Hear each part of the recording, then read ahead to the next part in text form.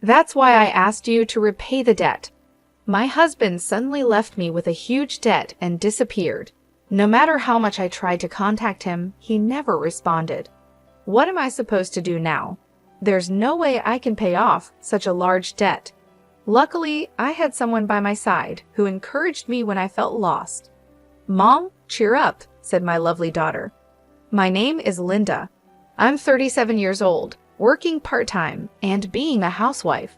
My husband's name is Johnny, and we are a family of 3.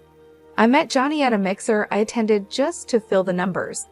I was nervous, but Johnny started talking to me and made the atmosphere lighter.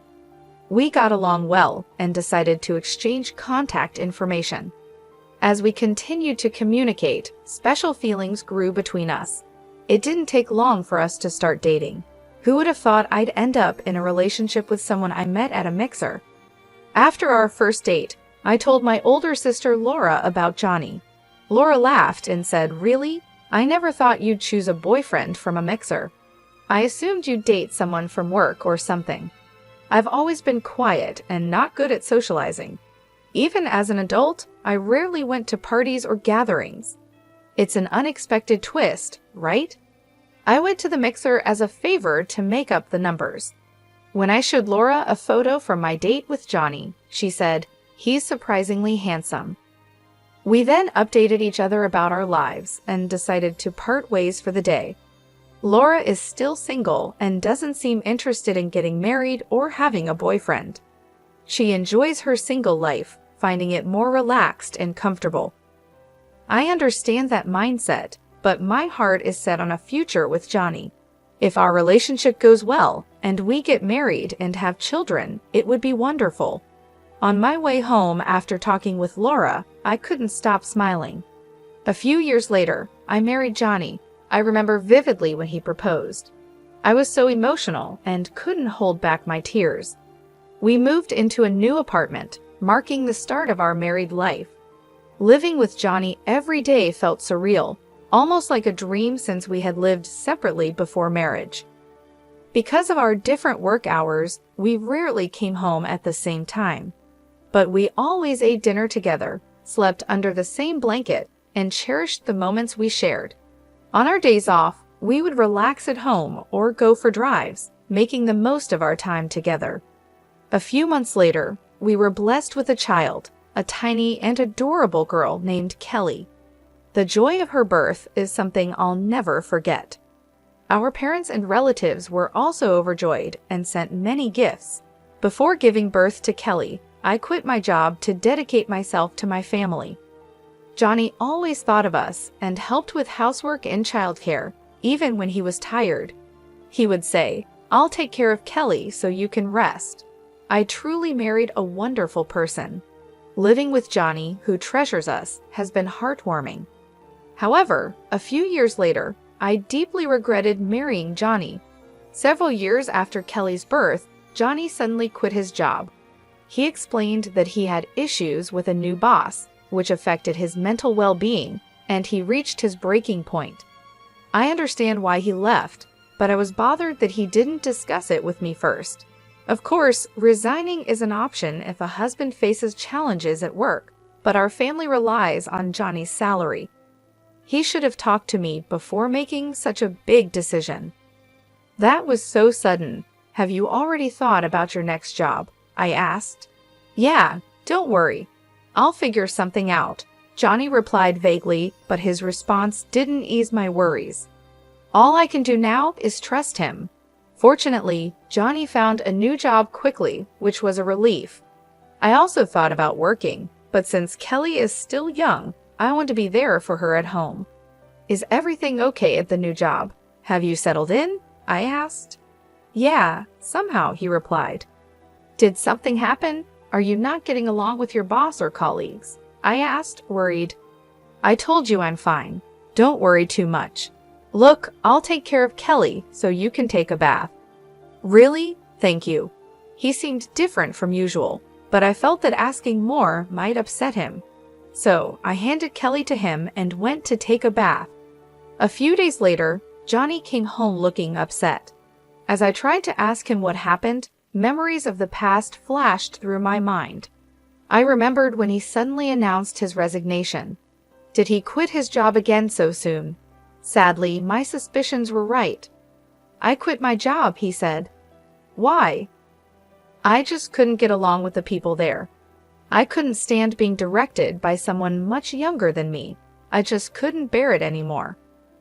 "I see, but we'll get through this. We'll find another job. I'll help in any way I can," I said, trying to stay positive. Suddenly, Johnny's expression changed, and he raised his voice. "Hey, what's with that look? You don't like that I quit? You are able to eat because I work. You just stay at home, and you're acting all high and mighty." He threw his bag onto the living room table. "What's gotten into you all of a sudden?" "Shut up, just be quiet," he shouted.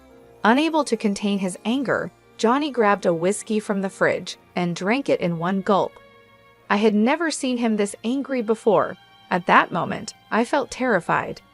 I had always been grateful to him and tried to be supportive.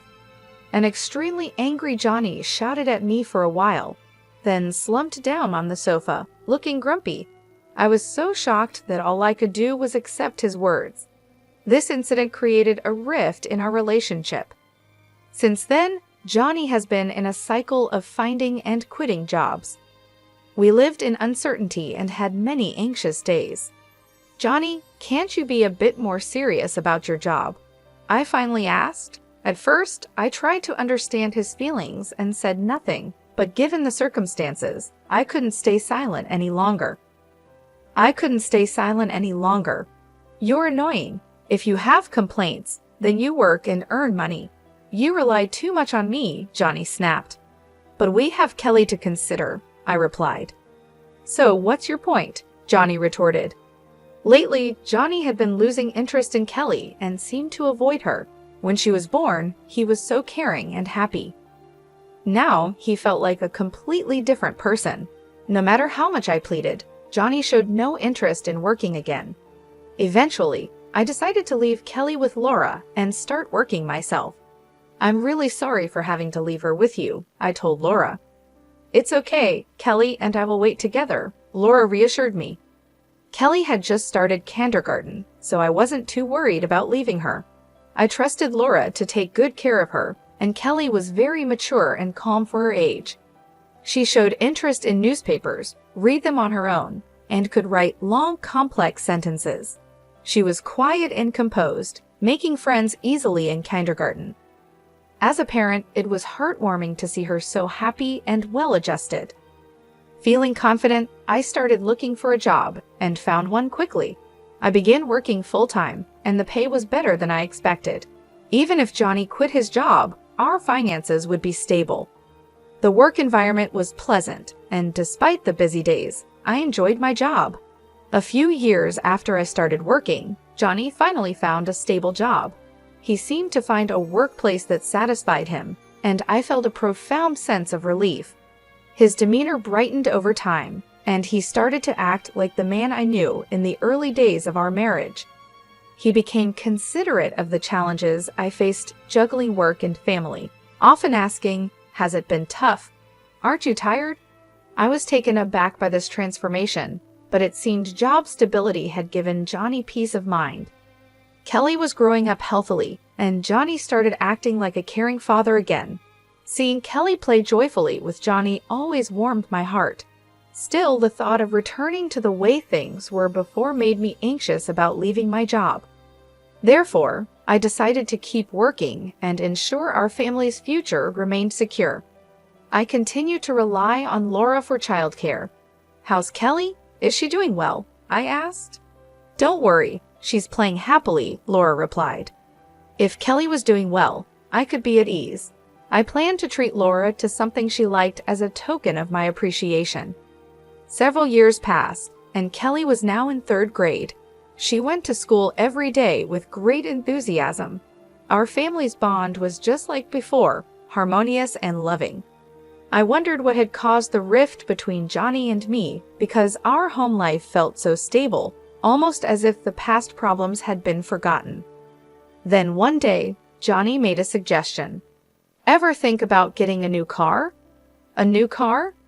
Yeah, our current car is good, but it's reaching the end of its life. It's becoming a hassle to maintain. The car we were using had been purchased quite a while ago, and over the years, issues had increased and repair costs were piling up. You might be right. Maybe we should consider a new car. Yes, I knew you'd agree. By the way, I've already got some catalogs ready. I didn't expect him to be this eager about replacing the car, but we started looking through the catalogs together. Kelly, come here. Which car do you want to ride in? Let's decide together. He called Kelly over, and the three of us enjoyed flipping through the car catalogs together. However, I couldn't have imagined that this day would mark the beginning of an unexpected turn of events. A few months later, the new car we chose was delivered. It was a brand new model costing over $255,000. The loan was under my name. Generally, people would expect Johnny's name on the loan, but considering his unstable work history, we were concerned about being rejected. I was determined to work even harder to pay off the loan. I was sure Johnny felt the same way. That's what I believed, but my hopes were shattered in an instant. Johnny stopped coming home. He disappeared along with the new car. Could it be that Johnny got involved in some kind of trouble? What should I do? At that moment, my cell phone rang. The call was from Johnny. Hello, Johnny. What are you doing? Where are you now? Out of concern, my voice raised unintentionally. Hey, calm down. But you disappeared all of a sudden, and the new car is gone.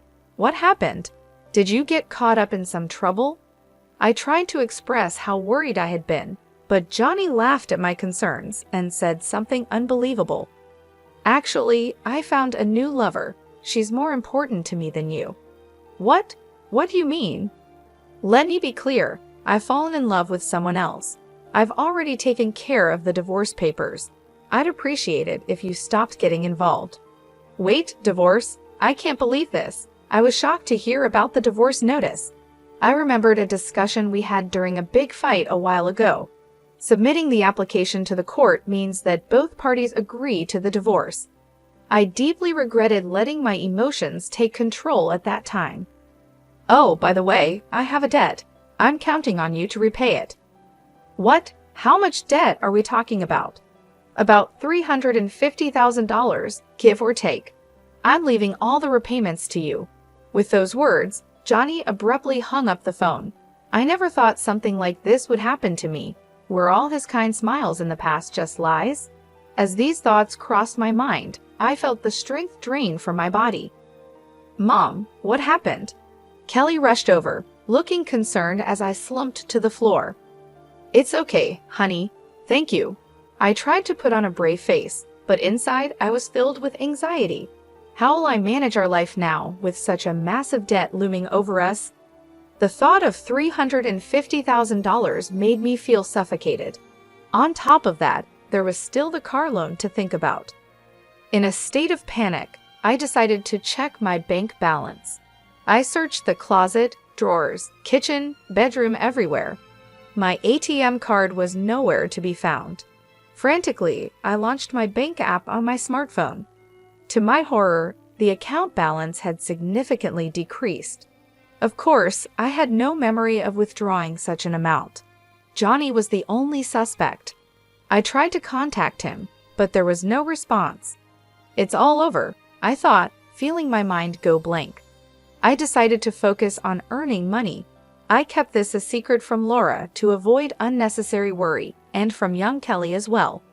A few weeks after Johnny disappeared, I lost consciousness at work. When I came to, I found myself lying in a hospital bed. Where am I?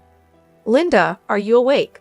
Laura, with a shaken expression, entered the room with Kelly standing beside her.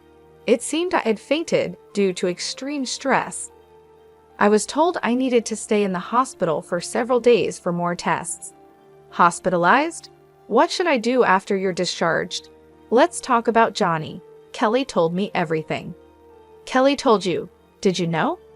Actually, I overheard Dad's phone call. I was surprised to find out that Kelly knew the truth. When it was time for my discharge, I felt down. worrying that Laura might point out I shouldn't have let Kelly know. The next day, various tests were conducted. The results revealed that my poor health was due to cancer. Fortunately, it was still in the early stages, and there was hope for recovery through surgery. Although the surgery went well and I was discharged, returning to work immediately seemed impossible. I had no savings and medical bills were piling up. During these challenging times, Laura and Kelly became my pillars of support. When Kelly explained the situation with Johnny and my condition to Laura, she was even more furious than I had anticipated. Laura tried to locate Johnny to make him repay the debt and medical bills, but his whereabouts remained unknown. We don't have any leads on Johnny's current location. What do we do? Laura then had a suggestion. The car that's under your name, Johnny has it, right? How about we try to get it back? Is that really possible? I asked in surprise. Actually, I found out where Johnny is currently working. Surprisingly, he's working for a different company inside the building where I work. Though I usually work remotely, I occasionally visit the office and have seen him there. Knowing this, we can move forward with our plan. Then let's go to Johnny's place right away. I was eager to confront Johnny immediately.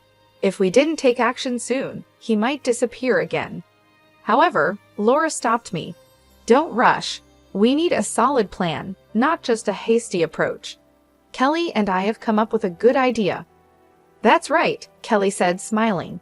Both of them exchanged smiles, and I couldn't grasp the full implications behind their demeanor.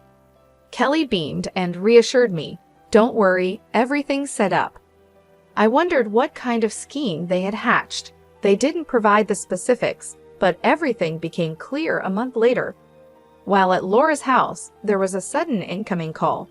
Checking the caller ID, it was from Johnny. At first, I ignored the call, but it kept coming. Something must have happened. Gathering my courage, I answered. Johnny pleaded in a frantic voice. Hey, help me out, please. What? I'll explain everything later. Just get here now. I'm about to be arrested. Johnny shared his location and quickly ended the call. Having overheard the conversation, Laura and Kelly finally revealed the turn of events. Actually, we reported the car was stolen. The idea was Kelly's. Impressive, right? Kelly blushed and looked down. Filled with gratitude, I thanked them and hurried to where Johnny was waiting. The park he mentioned was surprisingly close to my home. There were police officers gathered around Johnny, interrogating him. We approached quickly.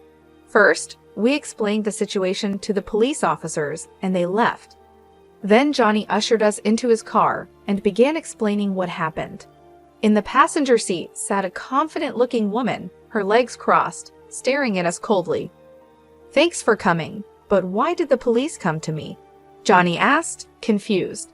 Despite being surrounded and questioned by the police, he hadn't understood why. I reported the car was stolen.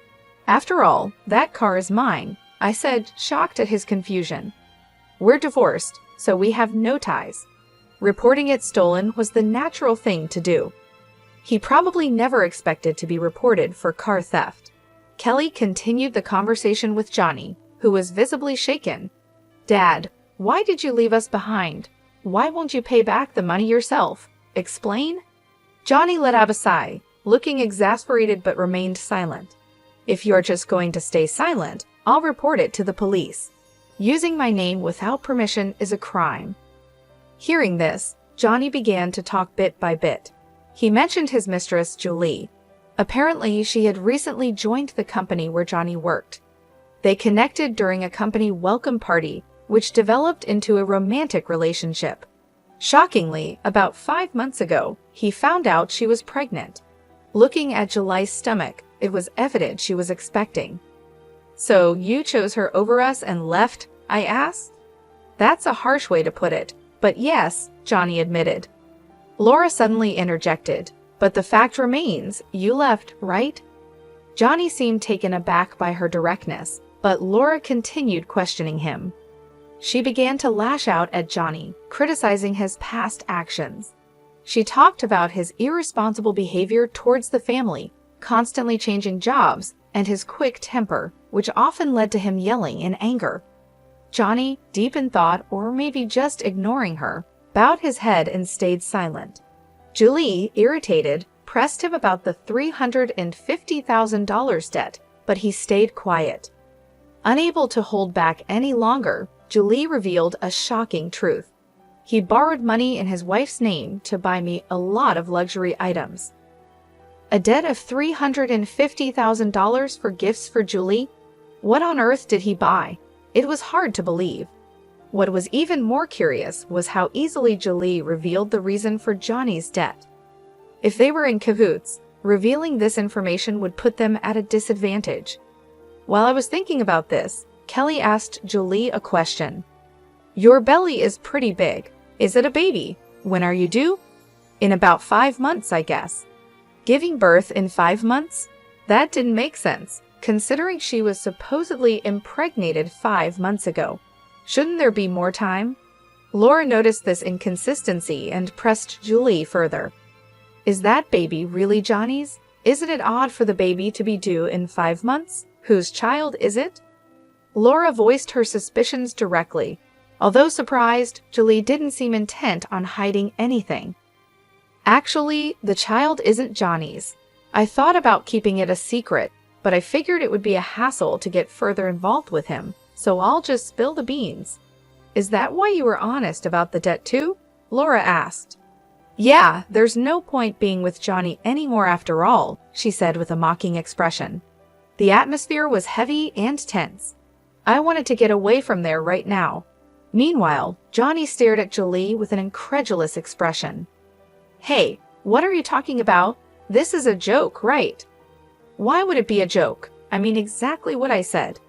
The tension increased, making the atmosphere even more stifling. Amidst this, Laura took charge of the situation. "Anyway, I'll call the police." "Huh? What are you talking about?" Johnny asked, panicked. "I couldn't care less about you two, but remember, borrowing money under Linda's name is a crime. Plus, using the car without permission is also a crime, especially since Johnny and Linda are now complete strangers."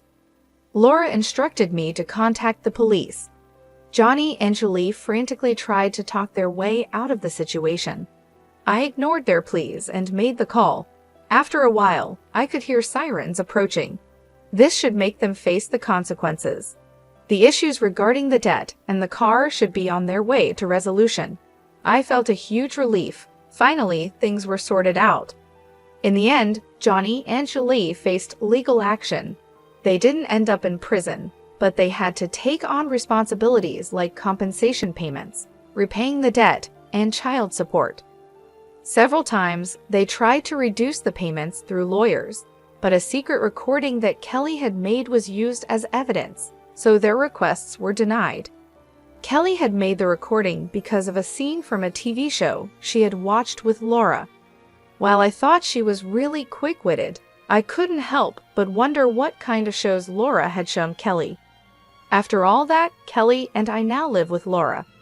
Kelly didn't face any issues commuting to school since it was close to our previous home. The car was safely returned, and it seems Johnny is somehow managing the debt.